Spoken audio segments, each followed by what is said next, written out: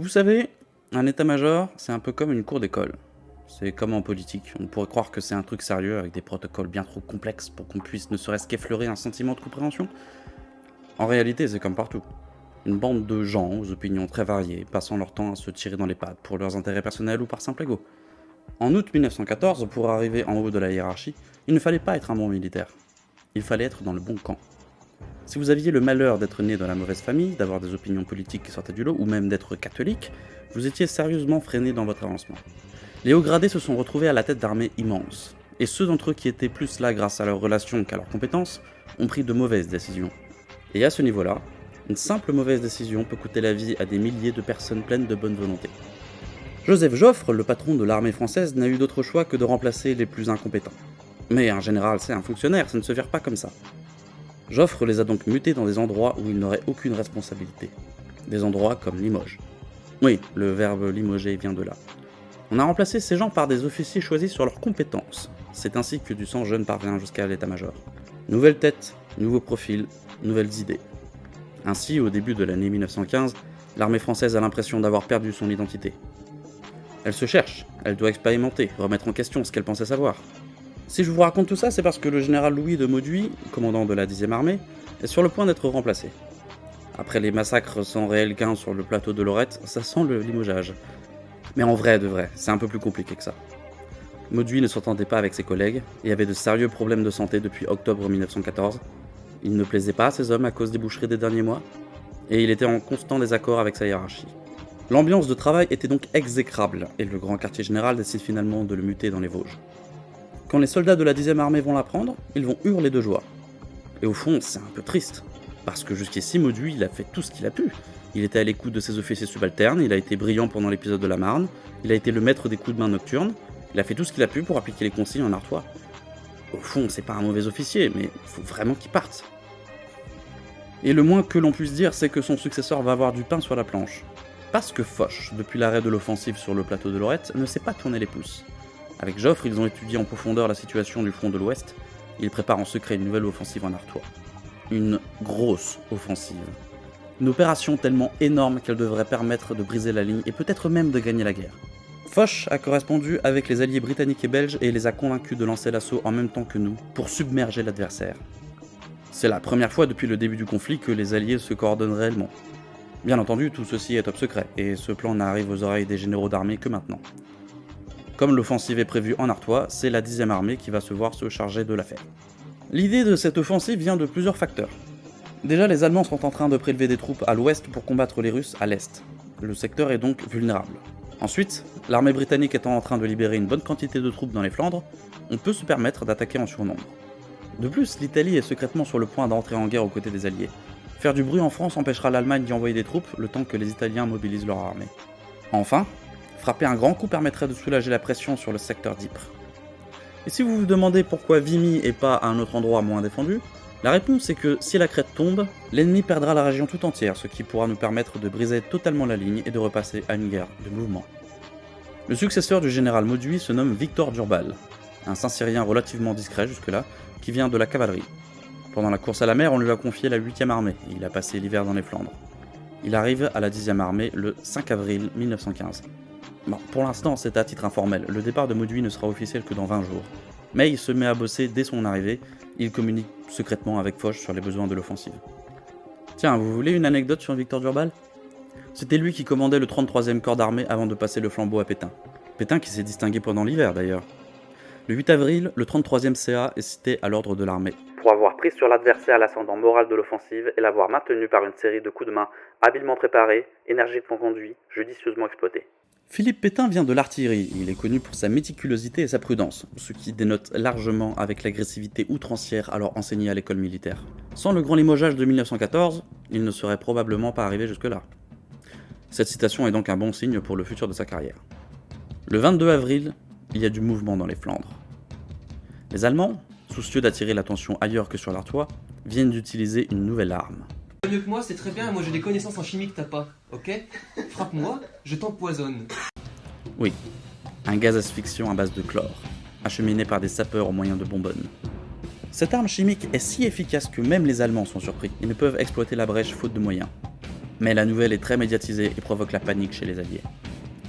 2 jours après l'attaque, Foch envoie une note à la 10e armée pour prévenir de la nouvelle et lui demander de transférer une division en renfort dans les Flandres. Et on peut dire que ça tombe mal. Parce que Victor Durbal va avoir besoin de toutes les forces disponibles pour réussir à percer. On ne parle pas d'une mince affaire. Il doit reprendre l'intégralité du plateau de Lorette, faire tomber Carency et conquérir tout le secteur de Neuville-Saint-Va. Et la guerre ne se joue pas que dans les batailles, c'est un conflit idéologique qui se passe aussi et surtout dans les esprits. C'est pour cette raison que de nombreux artistes se retrouvent attachés au secteur. Mathurin Méheux par exemple. Il en poste ici depuis la fin du mois d'octobre et il envoie à sa femme des tonnes de dessins pour illustrer la vie quotidienne. Bon, lui c'est un cas particulier, à ce moment-là il est là en tant que soldat. Mais ce n'est pas le cas de George Scott. Un peintre venu ici expressément pour représenter la guerre en images. On pourrait lui reprocher le côté romancé de certaines de ses œuvres, mais ce serait oublier qu'il avait la censure qui veillait par-dessus son épaule. Et pour le coup, Georges n'est pas venu seul. Sa compagne se nomme Nelly Martil et est cantatrice de métier. Depuis le début du conflit, elle va partout où ça pète et chante pour les poilus. Son répertoire va de En passant par la Lorraine à la Marseillaise, et sa voix inspire les combattants qui vont et viennent du front. Ce couple d'artistes est sur place, il est vrai, mais c'est contre l'avis de Joffre qui commence à en avoir marre de devoir signer des laissez-passer pour des civils.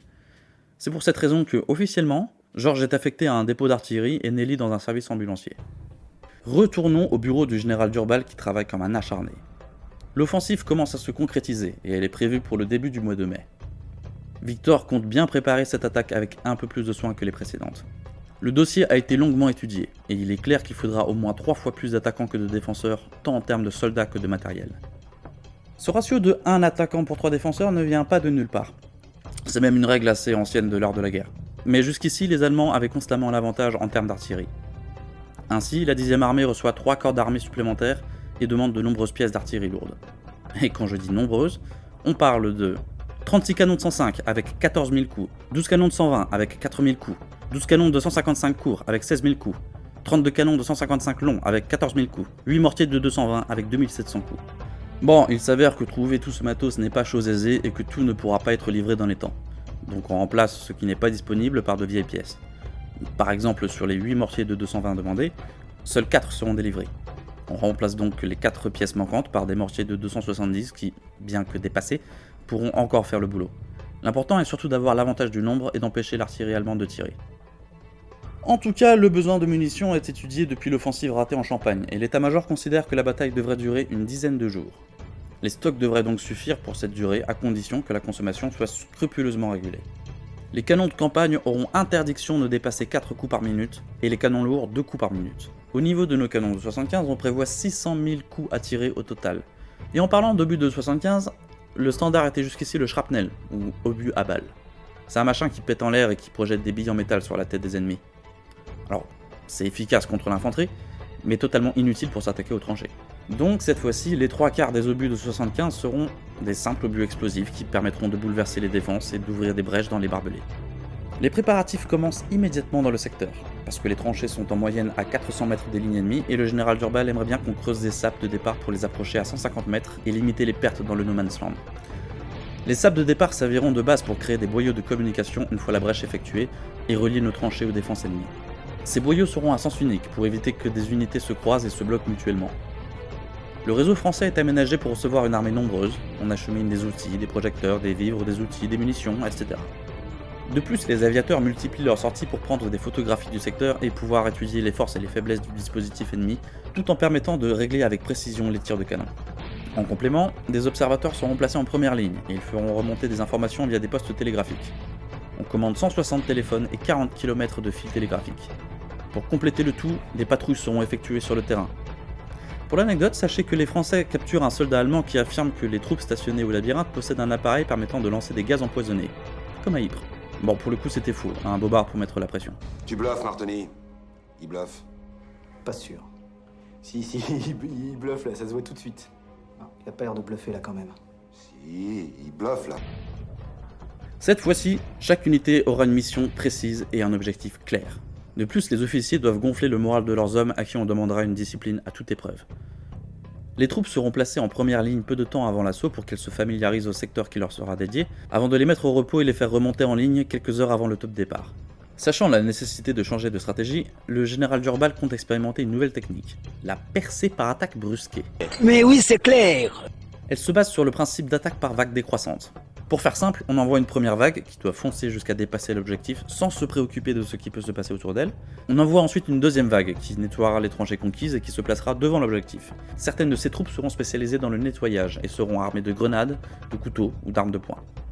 L'objectif se retrouve alors avec la première vague qui l'attaque par derrière et la deuxième vague qui l'attaque par devant. En cas de besoin, on peut ajouter une troisième vague qui viendra faire tomber les points de résistance encore debout. Pour couvrir l'avancée de l'infanterie, qui se doit d'être rapide, on utilise l'artillerie pour clouer au sol les défenseurs. C'est plus ou moins l'école Pétain, l'artillerie conquiert, l'infanterie occupe. Chaque vague ne s'occupera que de sa mission, peu importe ce qui peut se passer. Elle doit rester focus sur son objectif. Donc si les copains sont en difficulté, il est interdit de venir les aider, sauf si c'est essentiel à la mission ou que l'état-major l'autorise expressément. Ce principe d'attaque par vague sera appliqué à tous les niveaux.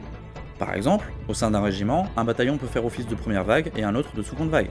De la même manière, une brigade étant composée de 2 ou 3 régiments, on envoie le premier comme première vague et ainsi de suite. Un autre concept qui sera mis en œuvre sera l'attaque par double enveloppement. Là c'est clair. En gros, l'idée est de diviser les troupes en deux. Une moitié passe par la droite de l'objectif et l'autre moitié par la gauche. Avouez que ça donne quand même plus envie que de foncer dans le tas de face. Le front de l'offensive sera large d'environ 10 km, sachant qu'on compte sur le centre du dispositif pour percer, comme la pointe d'une lance. Il faut dire que c'est probablement le coin le moins fortifié du secteur, et on leur aligne la division marocaine, et plus spécifiquement la Légion étrangère. Autrement dit, ce seront les troupes de choc les plus énervées de toute l'armée française qui se chargeront d'effectuer la percée. Une fois celle-ci effectuée, le haut commandement compte sur des unités de cavalerie pour exploiter la brèche, anéantir le dispositif ennemi et totalement briser le front. Et pour ce qui est de la réserve d'infanterie qui agira comme une gigantesque deuxième vague, elle restera cachée à l'arrière avant de s'engouffrer dans la percée. Cela permettra à la fois de préserver leur sécurité et de faire en sorte que l'ennemi ne connaisse pas exactement l'ampleur de l'attaque. L'artillerie devra suivre d'ailleurs, et se placer dans les positions de départ de la première vague pour gagner en portée et continuer d'appuyer l'infanterie. Infanterie qui a été renforcée par des jeunes de la classe 1915 pour combler les pertes de l'hiver, ce qui fait que chaque régiment dispose à nouveau de 3000 hommes. Tout comme les précédentes offensives, les différentes unités devront se rejoindre à leur objectif, le lieu dit la folie. Les troupes à droite du dispositif viseront le télégraphe détruit derrière le village de Tellus. Mais cette fois-ci, on peut compter sur du matériel bien plus adapté. Au niveau individuel déjà, certaines troupes recevront le nouvel uniforme, avec sa fameuse couleur bleu horizon, à la fois plus pratique et moins voyant que le précédent. On distribue également les premières protections contre d'éventuels gaz asphyxiants. Elles sont primitives, mais ont au moins le mérite d'exister. Les casques sont encore en cours de fabrication, mais bon nombre de soldats ont gardé des cervelières, des sortes de calottes en métal qui ont servi de prototype. Alors oui, c'est rudimentaire, mais ça peut sauver des vies. Pour le combat nocturne, on commande 8000 fusées éclairantes et 16 000 cartouches éclairantes. Mais toutes ces avancées ne sont pas grand chose comparées à l'artillerie de tranchée. Des petites pièces capables d'être emportées au plus près des lignes ennemies pour frapper le plus précisément possible la cible. Il y en a de toutes sortes et sont généralement improvisées. Le mortier Sellerier par exemple, un lance-bombe artisanal fabriqué à partir d'obus de 77 allemands non explosés, dans lequel on glisse un obus de 65 de montagne. Ouais, c'est rudimentaire, mais ça coûte pas cher. Et l'idée d'utiliser le matériel ennemi contre lui a toujours un certain charme. Mais le mortier de tranchée par excellence, c'est le crapouillot. Il vient tout juste d'être conçu. Il lance des obus de 58 mm qui peuvent faire de sacrés dégâts. La 10e armée en commande 33 exemplaires avec 6500 coups. Alors oui, il y a une chance pour que ces engins pètent à la figure de l'utilisateur, raison pour laquelle on utilise une mèche pour la mise à feu. Mais quand ça marche, c'est diablement efficace. Les Français ont conscience que faire une préparation d'artillerie classique aura pour effet de prévenir l'adversaire en cas d'attaque. Donc, on mise sur une préparation moins dense mais plus minutieuse qui laissera l'ennemi dans le flou. Il saura bien que quelque chose se prépare, mais il ne pourra pas deviner ni quand ni où exactement ça va taper. Mais pour ça, il faudra respecter le plan du barrage à la lettre. Et ce plan, le voici. Du 3 au 5 mai, l'artillerie française entrera en action pour régler ses tirs et commencer la destruction de la première ligne. Le 6 mai, l'artillerie intensifiera son feu et continuera une fois la nuit tombée. Ça permettra de détruire les positions d'appui et empêcher leur reconstruction. L'infanterie quittera la réserve et viendra prendre ses positions en première ligne. Le 7 mai, un barrage d'ouverture tel que le monde n'en aura jamais vu anéantira le reste du réseau défensif et empêchera tout mouvement des défenseurs. De 6h à 6h30, l'artillerie de campagne effectuera ses premiers tirs de contrôle, un coup par pièce et par minute. Les résultats de tir seront rapportés via télégraphe par les observateurs en première ligne. De 6h30 à 7h, l'artillerie lourde prendra la relève et fera ses tirs de contrôle. Même procédure, un coup par pièce et par minute. De 7h à 9h20, l'ensemble de l'artillerie effectuera un tir de précision visant à détruire les défenses de première ligne, et surtout à créer des brèches dans les barbelés. 3 obus par pièce et par minute. De 9h20 à 9h40, les canons feront un tir d'efficacité visant à détruire les abris ennemis et à anéantir les défenseurs en première et deuxième ligne. 3 obus par pièce et par minute. De 9h40 à 9h50, l'ensemble de l'artillerie cessera le feu, afin d'éviter que des tubes surchauffent et explosent sous cet usage soutenu. De 9h50 à 10h, reprise du tir d'efficacité sur les tranchées de première et deuxième ligne pour clouer au sol les survivants. 4 obus par pièce et par minute. À 10h, le barrage décollera de 500 mètres pour couper la route au renfort ennemi. Au même moment, l'infanterie chargera. Tiens, en parlant d'artillerie, les troupes sur le terrain auront une nouvelle méthode pour communiquer avec elle. Le pistolet lance-fusée. Une fusée rouge signifie qu'il faut ouvrir le feu ou, au contraire, arrêter de tirer. Une fusée verte signifie qu'il faut rallonger le tir. Les fusées blanches servent à éclairer le champ de bataille pendant la nuit.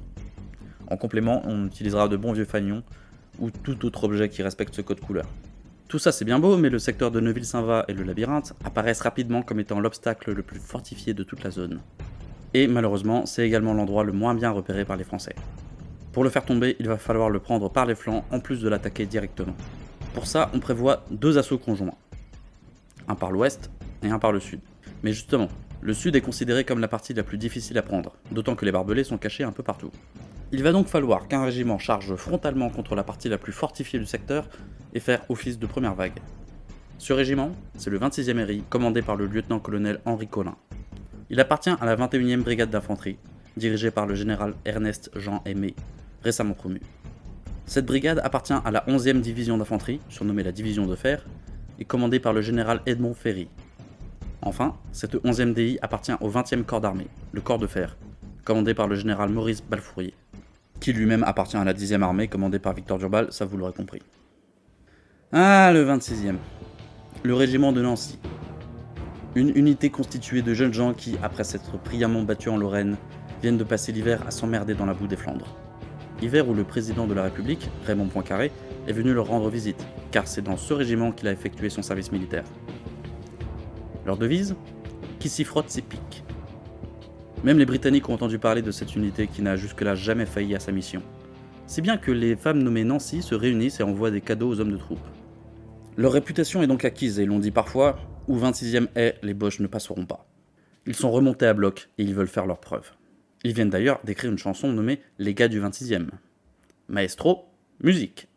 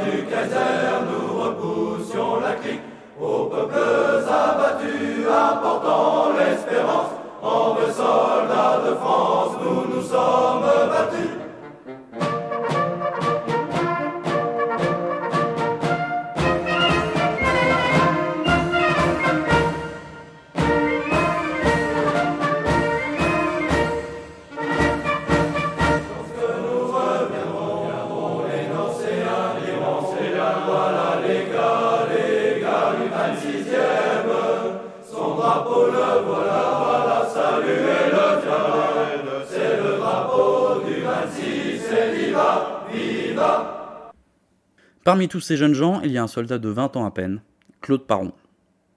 Il vient d'une famille d'agriculteurs, d'un milieu très modeste. Mais ce n'est pas parce qu'il a des lacunes en français qu'il ne se prête pas à la poésie. Et voici ce qu'il appelle sa fable de France, les nôtres, les vôtres. C'est un jeune bandit, tout jeune, imberbe et blond. L'œil oblique et fuyant, sous un front en surplomb. Il est un peu voleur, assez incendiaire. Il vient d'assassiner une vieille rentière. Et ce n'était pas là, d'ailleurs, son coup d'essai. Il étrangla pour rire un enfant qui passait. Un jour, sur une route, une autre fois le drille a coupé les deux mains d'une petite fille. Il est heureux, il boit et croit en Dieu. Pourtant, quelqu'un l'a vu tuer un prêtre à bout portant. On ne le punit point, sa renommée est grande, car il est lieutenant dans l'armée allemande. Voilà nos officiers, monsieur Guillaume II.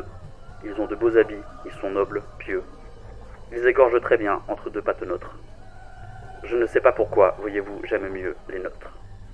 Quand dans la ville prise, après l'âpre combat, l'on voit des galonnés pétroler un grabat, d'autres qui, pleins de vin sous les tables se vautrent, ce sont, et vous donnez la croix au plus goujat, les vôtres. Mais quand au premier rang, dans la rouge moisson, des chefs chargent avec au cœur une chanson, et tombent les premiers pour entraîner les autres, monsieur Guillaume II, ses officiers ce sont les nôtres. Quand, revolver au poing, derrière ses valets, que vous appelez des soldats, Dieu qu'ils sont laids, des gradés crient « Forwards, forwards !» les bons apôtres. Monsieur Guillaume II, c'est admirez-les, les vôtres. Mais la terre de France, où coula sans merci, tant de sang noble et pur, et quand dans le champ noirci, refleuriront les blés, les froment, les épôtres, dira comment on sut mourir, et vaincre aussi, les nôtres. Je crois qu'on peut dire que Claude est un peu remonté contre l'Allemagne de manière générale. Que voulez-vous, il est jeune, il a vécu des choses qu'un homme ne devrait jamais avoir à vivre, mais surtout, il a la tête broyée par la propagande française qui dépeint le Boche comme un animal sauvage qu'il faut abattre à tout prix. Et il n'est pas seul. La grande majorité du régiment est emportée par cette ferveur patriotique et cette haine viscérale de l'ennemi. Parce que, comme je vous l'ai dit, ce conflit est idéologique, cette guerre est totale. Le lieutenant-colonel Collin, qui dirige le 26e, est un très bon officier. Il aime ses hommes comme ses enfants, et la France comme sa propre mère. Aussi, c'est le cœur lourd qu'on lui confie sa mission. Car entre ces lignes et le labyrinthe, il y a un petit vallon plein de fourrés. Impossible de savoir ce qu'il y a dedans, mais nul doute qu'il doit être rempli de barbelés. Henri Collin reçoit ses ordres le 29 avril et raconte « La 11e DI attaquera par brigade accolée, et dans chaque brigade par régiment successif. En première ligne, 26e RI de la 21e brigade et 79e RI de la 22e brigade. Le général Ferry, se tournant vers Pétain et moi, nous dit qu'il compte que nos braves régiments renverseront tous les obstacles et que, suivant notre habitude, nous réussirons. Pétain me dit en sortant « Ça sent le cimetière !» Petite note, il ne faut pas confondre Victor Pétain, lieutenant-colonel au 79e régiment d'infanterie, et le général Philippe Pétain qui dirige le 33e corps d'armée. Enfin bref. Henri Collin attend le lendemain pour parler du plan à ses subordonnés, histoire de ne pas les décourager tout de suite. J'ai étudié la nouvelle formation par vagues successives, donnée par les instructions du grand quartier général pendant le repos à Villers-sur-Simon. Et je donne des instructions précises aux unités pour les formations qu'elles devront prendre, car la manœuvre demandée au 26e est assez compliquée. Nous allons en effet attaquer la zone chaotique devant nous, qui, à cause de son enchevêtrement de tranchées et de boyaux, est appelée le labyrinthe. Les objectifs successifs ne sont pas du tout visibles, et comme, à cette époque, nous n'avons ni photographie par avion ni plan de directeur détaillé, je n'ai pour donner mes ordres qu'un mauvais croquis à échelle approximative tiré par la brigade pour suppléer la carte au 80 millième vraiment insuffisante. Les tranchées de départ du 26e sont au nord d'Écurie, à l'est de la route de Béthune, à cheval sur la route de Neuville-Saint-Var. Je recommande à tous les gradés de compagnie de première ligne de passer leur temps en observation à étudier le terrain de l'attaque et de tâcher de situer les objectifs successifs indiqués sur le croquis qui leur est remis. Après le labyrinthe, il n'y aura plus de tranchées et ils n'auront qu'à marcher dans la direction générale Télus 132, télégraphe détruit, Vimy.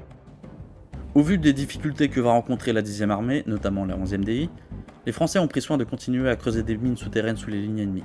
La plupart ont été placées dans le secteur de Carency par Victor Châtenay et ses copains du génie. Ces mines devraient être mises à feu au moins 20 minutes avant l'assaut. Ce délai est là pour que l'explosion se produise avant que les assaillants ne soient en première ligne. Il faut dire que si les sapeurs se trompent sur la distance, elles pourraient bien nous péter à la figure. Sans parler des débris qui pourraient nous retomber sur le pif. Les 20 minutes seront donc là pour nous assurer que les troupes respectent une distance de sécurité minimale de 300 mètres. En tout, il y en aurait entre 15 et 20 suivant les sources, dont 3 alloués au secteur du labyrinthe. Et si les mines creusées sous Carency possèdent 300 kg d'explosifs, celles du labyrinthe montent à 1400 kg. Explosion! C'est beaucoup. Notez que certains officiers ne sont pas favorables à cette idée. Particulièrement le général Ferry qui commande la 11e DI et qui s'est directement opposé à ce plan. Il considère que, même si tout se passe bien, le délai de 20 minutes alertera l'adversaire sur l'imminence et l'importance de l'attaque. De plus, il craint que les entonnoirs formés par les explosions ne gênent la marche de l'infanterie. Mais l'ordre vient d'en haut, les mines seront donc placées avec ou sans son aval. Ouais, mais c'est pas toi qui décide. Les troupes de la 11e DI ont pour lieu de départ le point dit Madagascar, au nord d'écuries. De là, les tranchées s'enchaînent et sont parsemées de sapes permettant de s'abriter. D'ailleurs, on peut noter le sens de l'humour de ceux qui les ont construites. Elles ont des noms comme Sap Risti, Sap Is ou encore Sap Erlipopette. Ce secteur est extrêmement bien aménagé. Il provoque l'admiration des poilus qui débarquent fraîchement des Flandres. Parmi eux, un personnage pas comme les autres, Maurice Gabold. Maurice est un avocat parisien et travaille au sein de la 11e DI en tant qu'agent de liaison. Concrètement, il fait le lien entre les différentes unités, leur transmet des instructions des commandants et revient avec des nouvelles du front, ce qui permet au cadre de la division d'avoir une vision d'ensemble. En arrivant dans le secteur, on lui confie une mission bien particulière, dessiner un maximum de croquis pour cartographier la zone. Et le moins qu'on puisse dire, c'est qu'il est admiratif du réseau français. Ce ne sont plus les misérables trous de boue qu'on décorait du nom de tranchées et de boyaux en Belgique. C'est un organisme défensif qui couvre des kilomètres. Tout un système de fortification de campagne, avec des tranchées de tir et de repos, collecteurs, places d'armes, dépôts de munitions, postes de commandement, sables de repos, ouvrages de deuxième ligne, fortins, emplacements de batteries, le tout relevé par un nombre innombrable de boyaux orientés en tous sens, tous baptisés pour faciliter l'exploration et qu'on balaye, s'il vous plaît, tous les matins. Maurice prend sa tâche très au sérieux, et son bataillon le surnomme rapidement le concierge du secteur. Il faut dire qu'il parvient rapidement à se repérer dans tout ce bazar, notamment grâce aux hauteurs de Saint-Éloi qui lui servent de repère. Et le fait de se balader seul lui permet d'éviter de se faire remarquer par les observateurs bavarois. Ainsi, il prend le temps d'écrire en détail le futur champ de bataille. Vraiment, le spectacle vaut l'obus qu'on risque de s'attirer dans ces parages. La chaussée, beau boulevard pavé, bordé d'arbres séculaires, suit la crête des coteaux de l'avant-dernière falaise d'Artois. Au sud, Arras détache la masse lourde de sa cathédrale et le moignon de son beffroi sur le ciel. Je distingue les toits nombreux de la grande ville, sur laquelle la fumée blanche des shrapnels s'attarde avant de s'évanouir dans les lueurs jaunes du couchant. À ma droite, un vallon dans lequel serpente la route de Béthune encore à l'ennemi. De l'autre côté, à travers les squelettes d'arbres, on voit un coteau complètement sillonné de lignes blanches et crayeuses. Ce sont les boyaux et les tranchées du labyrinthe. À la crête de ce coteau, une longue ligne d'arbres se détache sur le ciel, la route d'Arras à Lille, qui domine la crête de Douai et le chemin de fer de Laon, notre futur objectif d'attaque. Quelques bouquets d'arbres, c'est tout ce qu'on voit des villages de Tellus et de Farbus. Plus au nord, une masse verte, le bois de la Folie et le carrefour de Tilleuls. Enfin, en face de moi, la croupe boisée de Saint-Éloi, dont les tours toujours debout, malgré d'innombrables bombardements, émergent de la verdure du bois des Coivres. Le général Pala fait également une description de cette zone et il n'est pas avare en détail. Dans le secteur au nord d'Arras, l'organisation défensive des Allemands était partout à peu près la même. Le tracé de leurs tranchées comprenait des parties droites de 8 à 10 mètres, coupées de par-éclats ménagés dans le terrain au moyen de sacs à terre. Le parapet était entaillé d'une banquette de tir dont la hauteur permettait de voir et de tirer par les créneaux. En outre, les guetteurs espacés de 20 mètres se dissimulaient dans des abris établis sur la banquette. Beaucoup de créneaux comportaient de boucliers individuels en acier chromé. Les parois des tranchées étaient maintenues d'ordinaire par des sacs de terre, rarement par des crayonnages. Boyaux et tranchées avaient en général peu de largeur, au point qu'il était difficile de s'y croiser. Presque partout, le fond était recouvert de caillebotis, des panneaux à claire-voie, maintenus à l'aide de piquets et de planches. Des puisards creusés de distance en distance recueillaient l'eau de pluie, que l'on vidait ensuite à la main. Les champs de tir battus par des tranchées étaient garnis de défenses accessoires les plus variées, placés à une vingtaine de mètres du parapet. Les chevaux de frise d'ordinaire étaient des chevalets en bois rond garnis de fils de fer barbelés ou de feuillards découpés en dents de scie. En avant de ce réseau, des chausses-trappes. Une fois les chevaux de frise en place et solidement reliés entre eux, ils constituaient une défense de premier ordre, surtout quand ils étaient disposés sur plusieurs rangs. D'ailleurs, les Allemands enchevêtraient un réseau extensible rappelant notre réseau brun. Quand la distance entre les fronts ennemis le permettait, ces chevaux de frise étaient remplacés par des piquets de bois ou en fer, reliés par un enchevêtrement inextricable de gros fils barbelés. Le tout couvrait les tranchées d'un obstacle continu sur une profondeur de 10 à 15 mètres et leur garantissait une sécurité suffisante, les réseaux ne pouvant être détruits que par la mine ou le canon, et encore à la condition d'une dépense considérable de munitions. Des abris très confortables et relativement sûrs garantissaient ces lignes, contrastant trop souvent avec les nôtres. D'ordinaire, l'organisation des Allemands au nord d'Arras comprenait 3 tranchées parallèles, dont la plus avancée constituait la ligne principale de résistance. À 50 ou 100 mètres en arrière, un repli était aménagé avec autant de soin et comportait toujours des abris contre l'artillerie. Une 3e ligne, creusée à une distance plus grande que la seconde, comprenait des tranchées de contre-attaque d'où débouchaient les réserves quand les 2 premières lignes avaient été forcées. Le tout était réuni par des boyaux de forme sinueuse avec des pare-éclats contre les tirs d'enfilade. L'artillerie avait ses emplacements en arrière de la 3e ligne.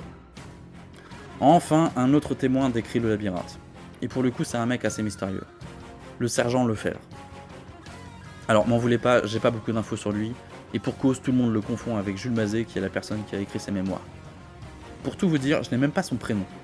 Mais une chose est certaine, il fait partie de la 39e division d'infanterie, très probablement du 156e RI. Autrement dit, il fait partie des troupes qui attaqueront par l'ouest. Il a été blessé en sauvant la vie de son capitaine et il vient tout juste de revenir de l'hôpital. Il a été placé sous les ordres de son ami, un solide gaillard nommé Bataille. Voici la description qu'il fait du labyrinthe. Cet ouvrage constituait une œuvre d'art en son genre, et le nom que nous lui avions donné lui convenait admirablement. Figurez-vous une véritable mosaïque de tranchées profondes reliées par une série de boyaux flanqués çà et là de bastions bétonnés et de canons sous coupole. Les différentes voies avaient été baptisées comme les rues d'une ville. On y trouvait les boyaux du Kaiser, de Von Kluck, de Lambourg, de la Vistule, de l'Elbe, l'avenue Clodo, les Buissons, etc. Et de fait, le labyrinthe pouvait passer pour une ville souterraine, ville que ses habitants avaient même pourvue d'une salle des fêtes. Je n'ai pas besoin d'ajouter que cet original et puissant ouvrage était bien gardé, et que les mitrailleuses et engins de tranchées y abondaient. Du côté allemand, on sent que quelque chose se prépare, et on fait évacuer les derniers habitants de Neuville-Saint-Va. Ils ont constaté que les Français redoublent d'activité, multiplient les tirs d'artillerie et reçoivent des renforts. Mais de toute façon, Ruprecht de Bavière l'avait prévu. Comment ? Parce qu'une partie de ces troupes sont envoyées sur le front de l'Est, et que si une attaque doit avoir lieu, c'est ici. Sans même sortir de son bureau, le mec comprend ce qui est en train de se passer. Tiens d'ailleurs, que diriez-vous de faire un petit tour du propriétaire et de visiter le secteur côté bavarois tant qu'il est encore relativement calme ? Squadra, nous sommes partis. Je tiens à préciser que je vais utiliser le nom français, et ce pour une raison toute bête, quasiment tous les lieux du réseau de défense allemand étaient nommés par des lettres et des chiffres. Commençons par ce fameux point nommé la Maison Blanche.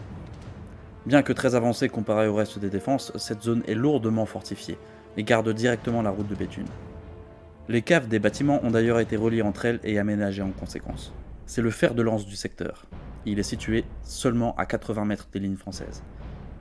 Si l'on veut prendre le labyrinthe, il est impératif de faire tomber ce fort, car d'ici on peut prendre à revers les assaillants sur plusieurs axes.